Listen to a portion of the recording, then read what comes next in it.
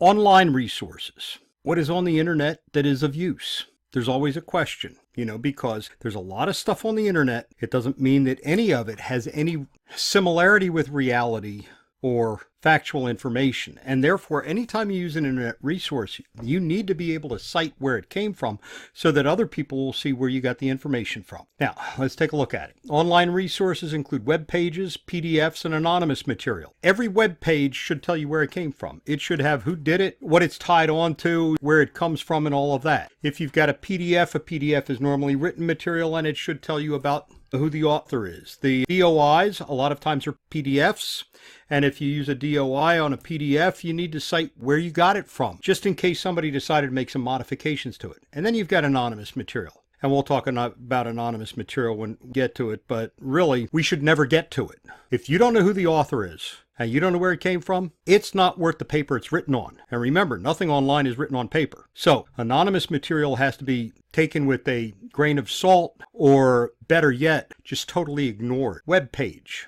When we are looking at a web page, there is going to be the author of the web page. In this particular case, we're looking at a web page that belongs to the U.S. Fish and Wildlife Service. We would cite it as such. It has got a year that it was copyrighted. Sometimes there's a series of years that are copyrighted. Sometimes it's got the last date that it was updated. You've got the title of it. This says box score, endangered species. What you are looking at is the number of endangered species in these specific areas. It has got the publisher, which is the U.S. Fish and Wildlife Service. The author was the U.S. Fish and Wildlife Service.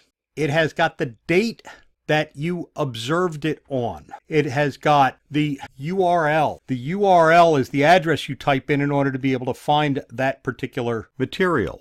That's called the URL, which stands for Uniform Resource Locator. The URL doesn't change. If you can't find a URL of something that is there, it means it's been taken down, which means whatever you had that was referenced to that is of no value because it is no longer verifiable. You have HTML many times, and you can see the word or the abbreviation HTML, and that stands for Hypertext Markup Language. So when you're looking at an HTML, that's the type of language it's written in. PDF. This one says it's from the AIBS, the American Institute for Biological Sciences, published in 2016. It's called A Guide to Bioscience Style. This is something you should get. It's free. And, it is a very important thing because if you're going to be doing anything with a biological science, chances are they're going to go back and they're going to look at this and they're going to say, hey, this is kind of important. It is published by the AIBS. It was accessed in this particular case on 29 July 2016, which is a fairly recent date. And then here is your URL. And notice it says in this particular case, it's a PDF. So being a PDF, it's in a PDF format that you can read with a PDF reader. Now, what's PDF mean? PDF stands for Portable Document Format. PDF is going to be one of the formats that's going to stay around for a long period of time, which means that current PDF readers are able to read things in old PDF forms, whereas if you've got an obscure language, it may not be readable.